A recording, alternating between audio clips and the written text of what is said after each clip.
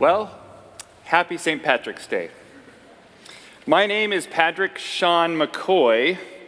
I'm also known as the world's tallest leprechaun, but people call me Paddy around these parts. I have the incredible privilege of serving as a pastor here at the Kettering Adventist Church, as well as being your host for the evening. I affectionately refer to this day as Happy St. Me Day.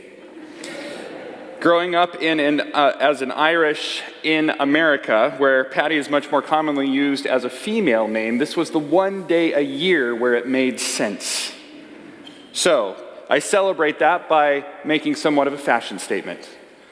One of my favorite things is when I meet someone new and I tell them my name is Paddy McCoy, and they actually, with interest, say, "Oh, Paddy McCoy, is that Irish?"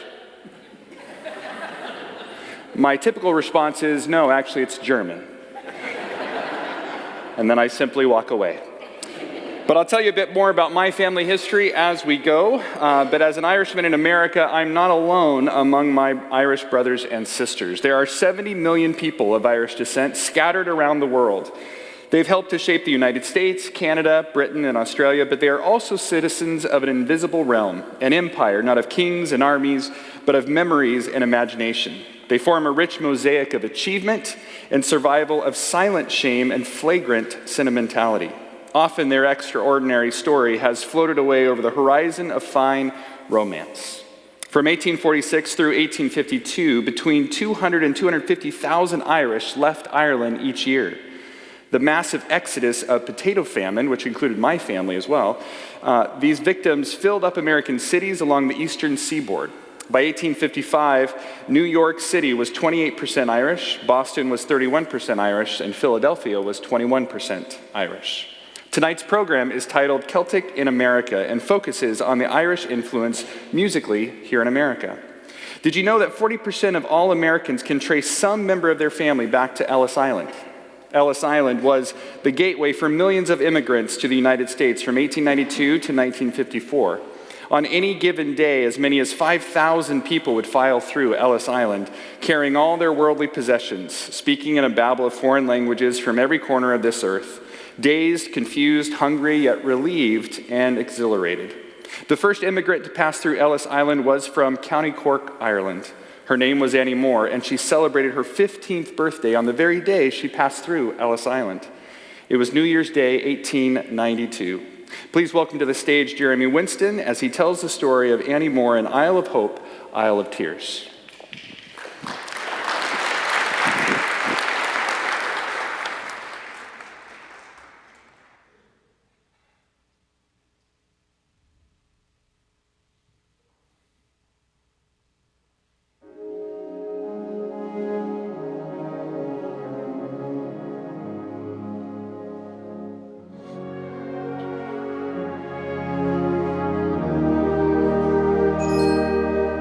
On the first day of January 1892, they opened Ellis Island and they let the people through.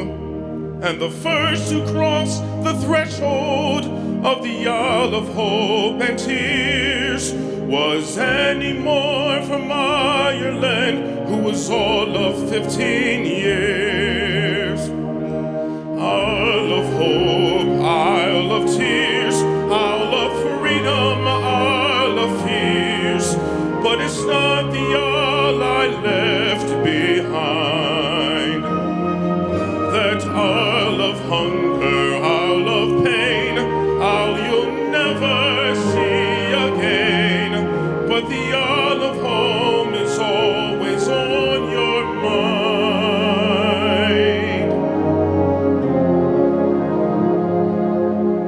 In her little bag she carried all her past and history, and her dreams for the future in the land of liberty. And courage is the passport when your old world disappears, 'cause there's no future in the past when you're 15 years. Isle of Hope, Isle of Tears, Isle of Freedom, Isle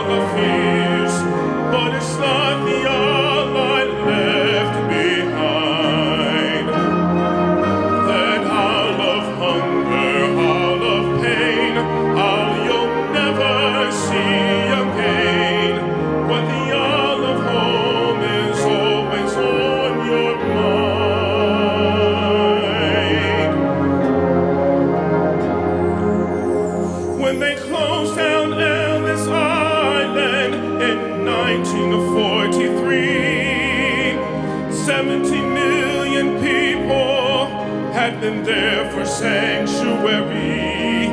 And in springtime when I came here and I stepped onto its piers, I thought of how it must have been when you're only 15 years. Isle of hope, isle of tears, isle of freedom, isle of fears, but it's not the isle I left behind. That isle of hunger, isle of pain, isle you'll never see again, but the isle of home is always on your mind. Isle of hope, isle of tears, isle of freedom, isle of fears, but it's not the isle I left behind. That isle of hunger, isle of pain, isle you'll never see again, but the isle of home is always on your mind. But the isle of home is always on your mind.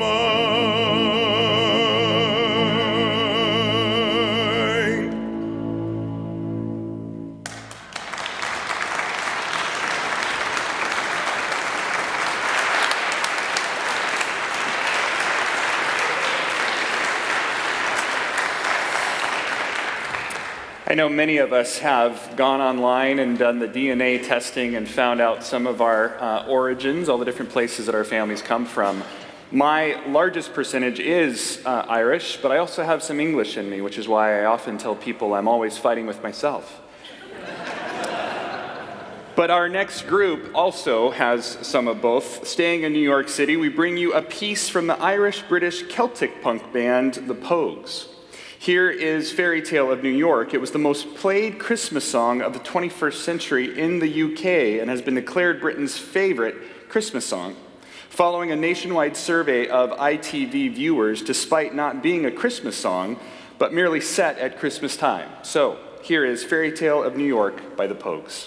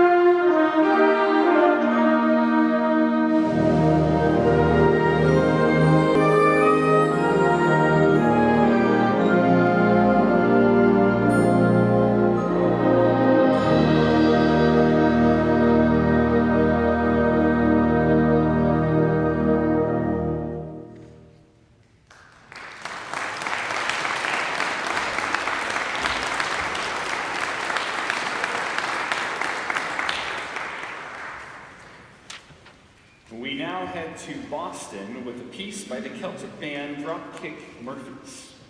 The song's simple lyrics describe a sailor who had lost a prosthetic leg climbing the topsail. I hate when that happens.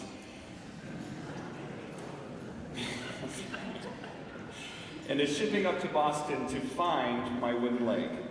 Here is I'm Shipping Up to Boston, a piece we dedicate, this is really hard for me to say, a piece we dedicate to the senior pastor of this place, Carl Hafner, in celebration of his Red Sox winning the World Series again.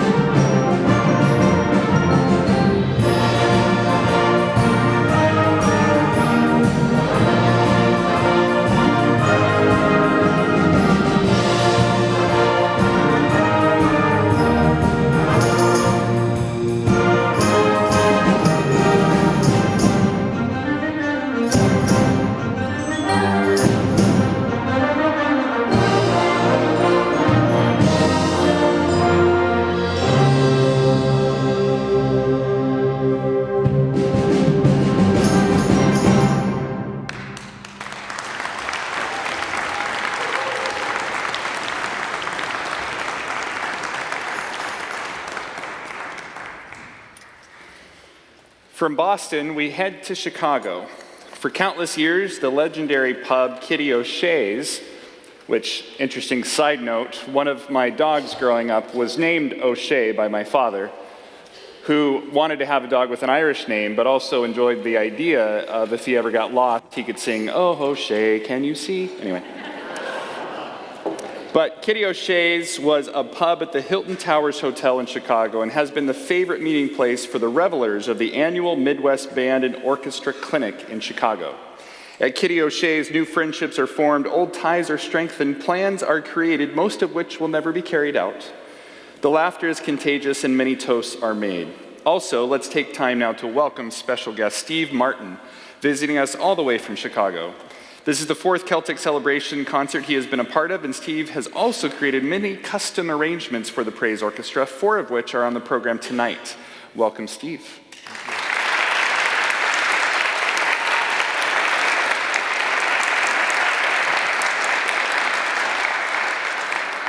Here now is Johann de Meij's Suite, based on the Irish folk music heard at Kitty O'Shea's in Chicago.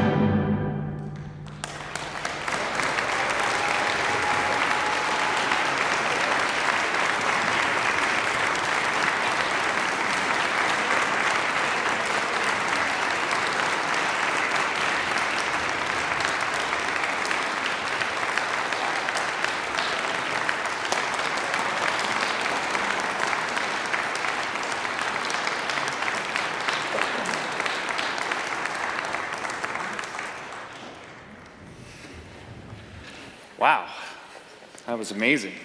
I didn't want it to end, and it almost didn't. It's beautiful, it's great. And now with that, we're going to take a moment through this next song to take up an offering for our illustrious praise orchestra. As we think about that, I was reminded of a story. When I was in second grade, not very far away from here, my dad, who was the one that had named me Patrick Sean McCoy, I was his last hope to have a truly Irish named child. And he went a little crazy with that. And when I was in second grade, he actually rented a leprechaun costume and put it on me and sent me to school. Public school, mind you, just around the corner. Spray painted my hair, which I had at the time, taped a goatee on my face, and off I went. The teachers liked it so much that I actually went to all the classrooms and passed around chocolate that looked like gold coins, because of course the leprechaun finds the gold at the end of the rainbow. The good news is that tonight here in this place we are at the end of a rainbow, and the pot of gold is in your wallets and your purses. And I'm the freakishly tall leprechaun. So we are going to take up an offering next at this time, and the next piece, Ashokan Farewell, will feature our very own Karina Beebe on fiddle, accompanied by Cinnamon Peppo on the harp. This piece takes us back to New York, specifically the Catskill Mountains, where it has served as the good night or farewell waltz at the annual Ashokan Music and Dance Camp. The song gained success with its use in the television series The Civil War. Here is Ashokan Farewell.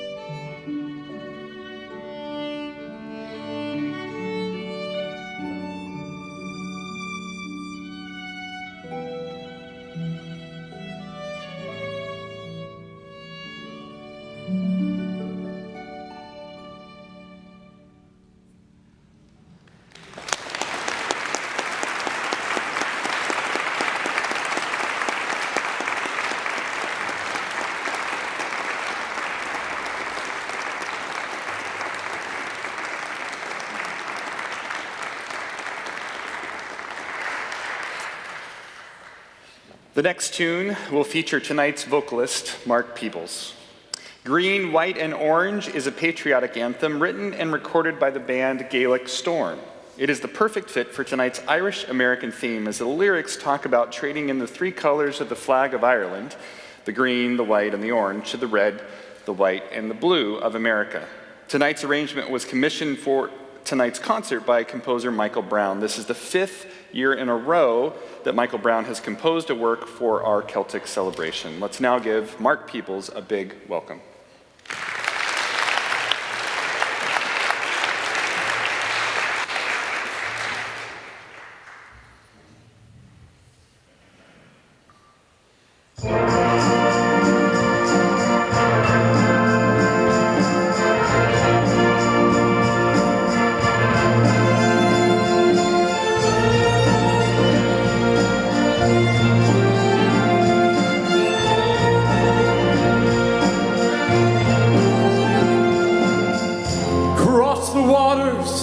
Thousands at a time, all we owned was in our hands, holding tight to faith in something we could find in this strange and distant land. We took one last look behind, open hearts and open minds, and these colors that we held so dear before are blended now together here on foreign shores. My green, white, and orange, the red, white, and blue. Yeah, my green, white, and orange, the red, white, and blue. Young and hungry, ready for the brawl, we were driven by desire. No way back, we were prepared to risk it all. We'd been tempered by the fire. We built the roads, we built the rails.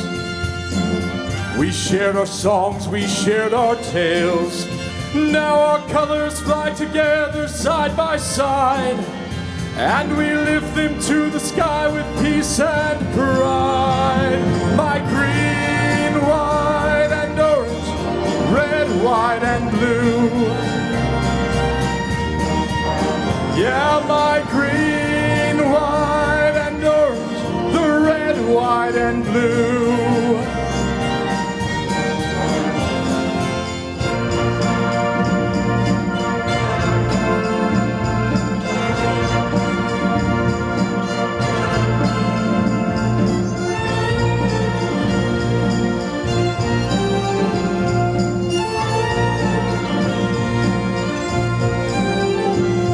Your colors, every woman, every child, every man.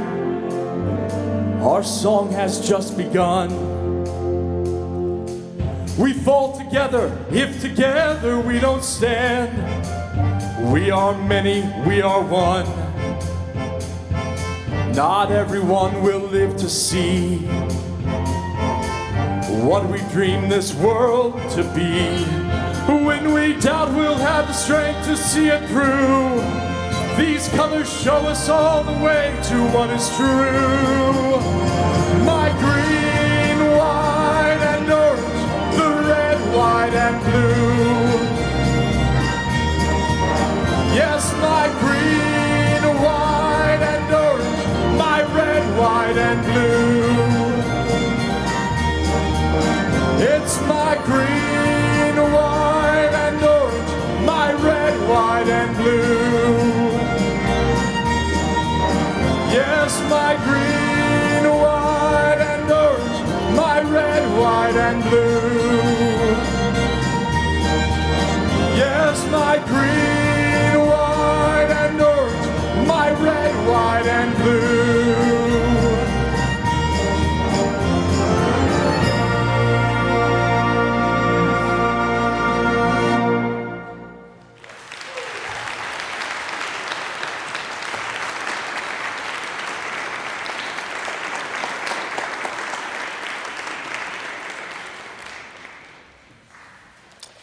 This next song, Born Irish, was written for our very own director, Donald Huff, and his love of Celtic music. It was written and recorded in 2004 by Donald's brother-in-law, Brandon Kinnison, and arranged for band in 2015 by Steve Martin. We feature Mark Peebles again as we bring you Born Irish.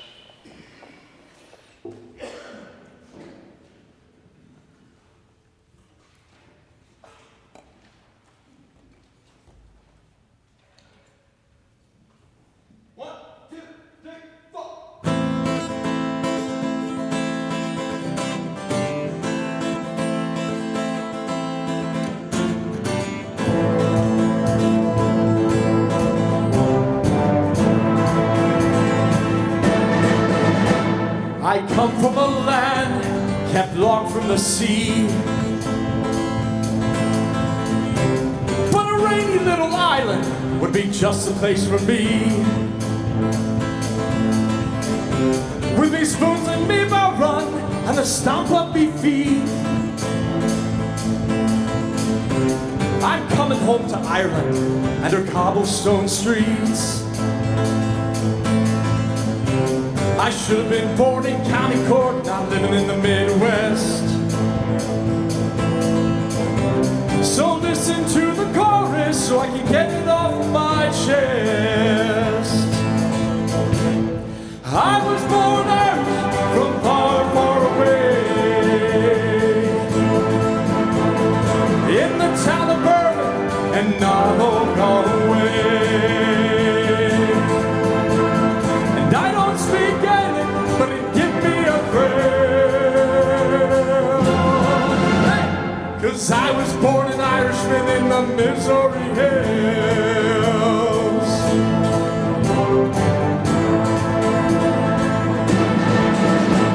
Now I like Irish dancing and I love Irish song. Be the jig they play in Belfast or Punjab Paddy in Kettering. So I was born Irish from far, far away, in the town of Berlin instead of Old Galway. And I don't speak Gaelic, but it give me a thrill, 'cause I was born an Irishman in the Missouri hills.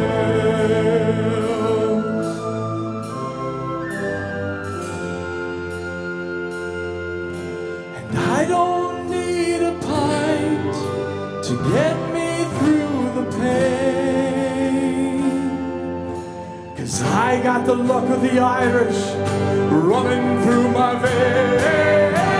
And I was born Irish from far, far away, in the town of Berlin and not all Galway. And I don't speak Gaelic, and I probably never will, 'cause I was born an Irishman in the Missouri hills. And I don't speak Gaelic, and I guess I never will, but still I am an Irishman in the Kettering hills.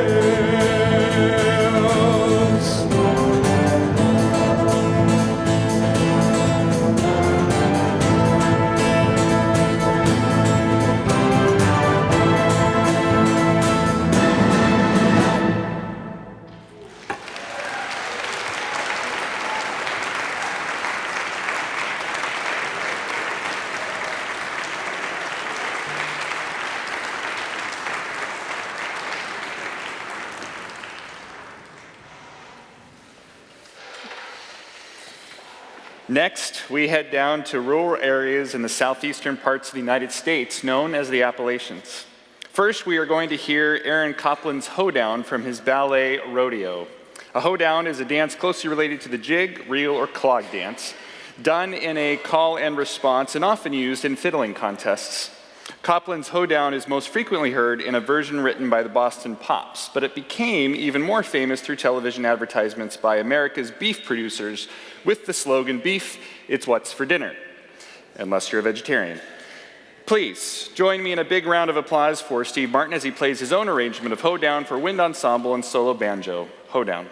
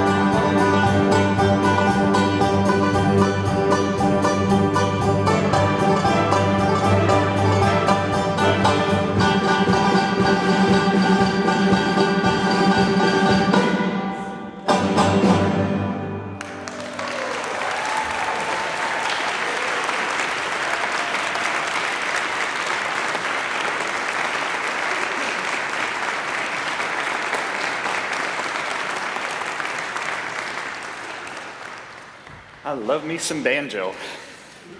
Maybe you have heard of the Hatfields and the McCoys. The Hatfield-McCoy feud, or the Hatfield-McCoy War, as some papers at the time called it, involving two rural families of the West Virginia-Kentucky area living along the Tug Fork of the Big Sandy River in the years 1864 to 1891. More than a century later, the legend lives on in film, story, and on the stage, and has become synonymous with the perils of family honor, justice, and revenge. And if you haven't looked at your program, you'll notice my last name is McCoy. And it is true that I can trace my lineage back to the McCoys and Hatfields and the families there. My great-great-great-grandfather was Randall McCoy, the leader of the McCoy clan.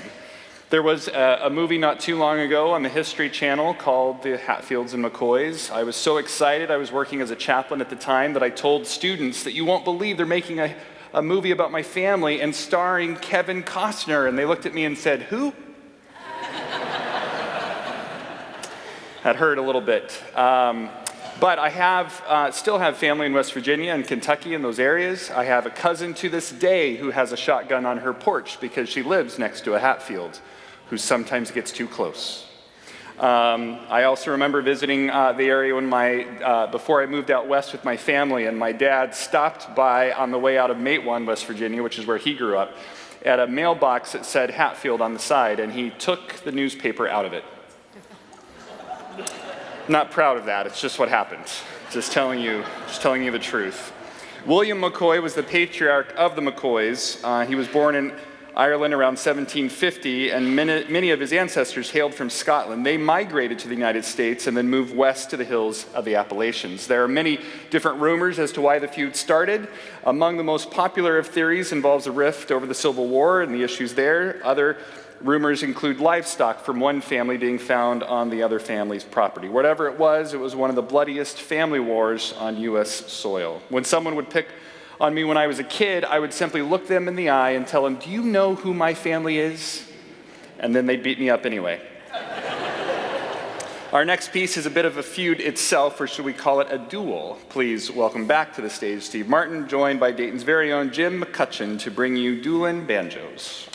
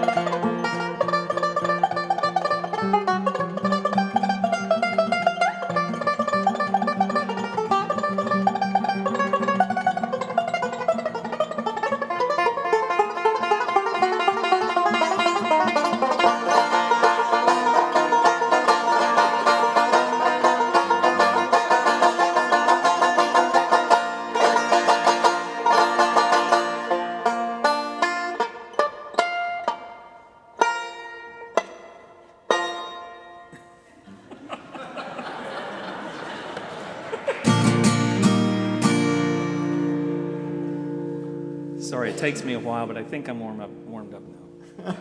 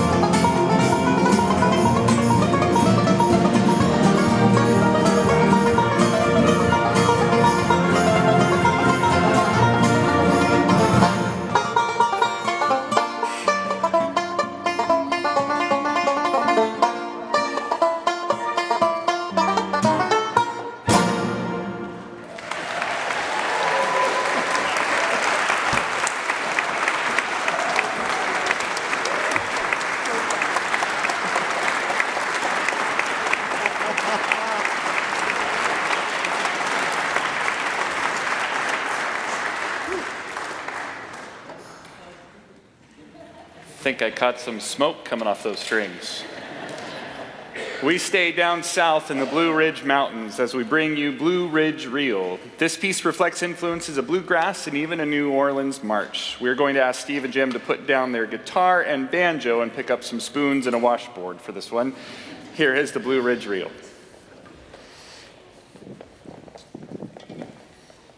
Gotta get tuned up.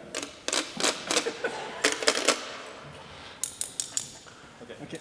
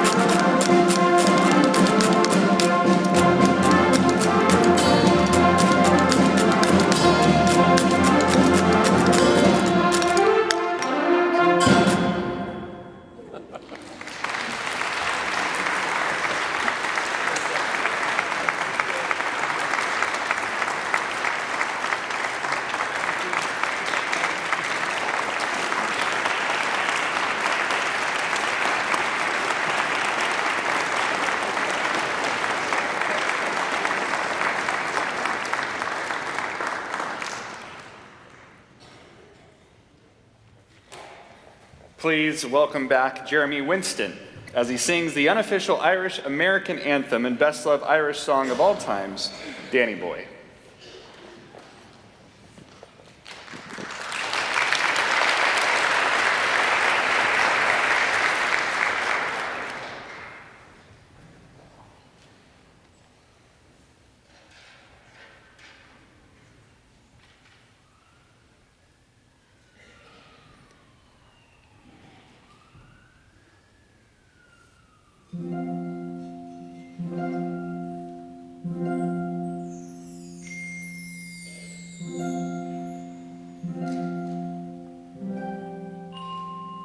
Oh, Danny boy, the pipes are calling from glen to glen and down the mountainside. The summer's gone and all the roses falling. It's you must go and I must bide. But come ye back when summer's in the meadow, or when the valley's hushed and white with snow. 'Tis I'll be there in sunshine or in shadow. Oh, Danny boy, I love you so.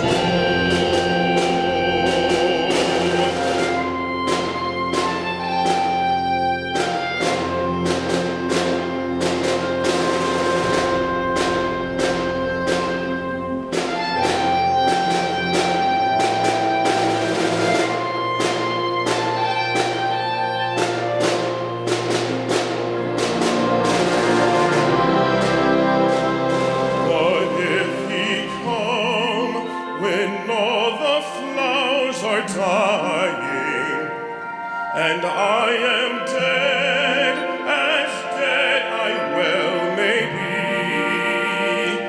he'll come and find the place where I am lying, and kneel and say, and all they there for me. And I shall hear, though soft, your tread above me, and all my dreams will warm and sweeter be.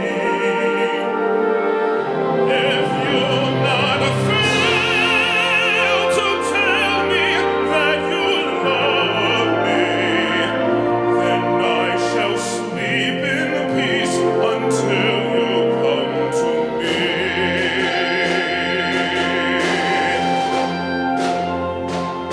Then I shall sleep in peace until you come to me.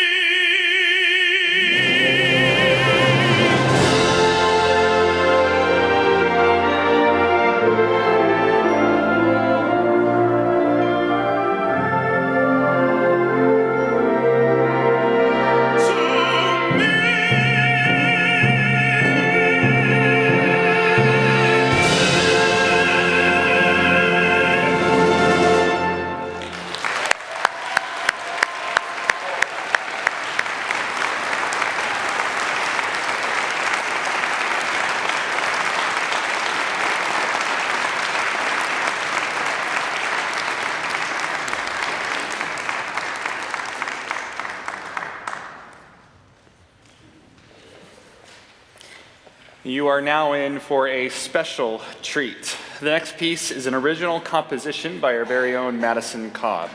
Madison is a senior at Spring Valley Academy and has wanted to write a piece for the Celtic celebration since her freshman year. Well, she's done it. And tonight you're going to hear the world premiere of Aran Namara, Song of the Sea by Madison Cobb. Please welcome Madison to conduct her original composition.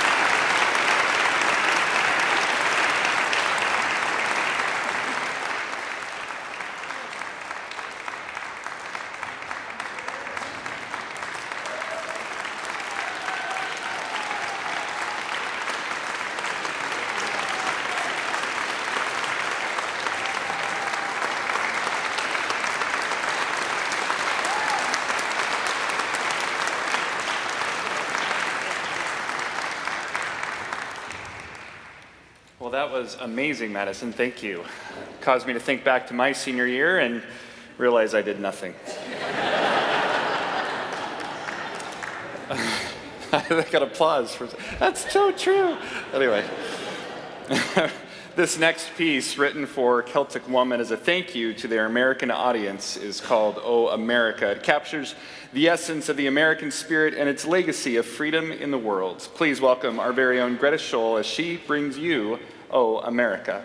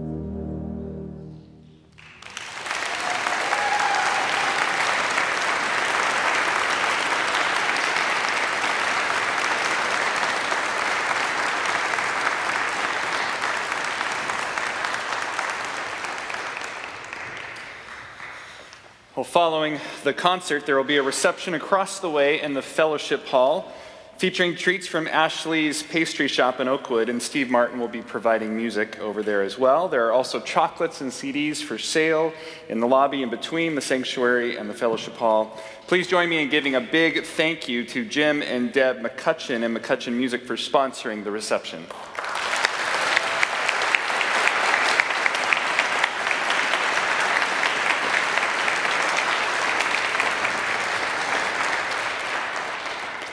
We thank you so much for joining us tonight on our Celtic in America journey. We now leave you with this parting blessing.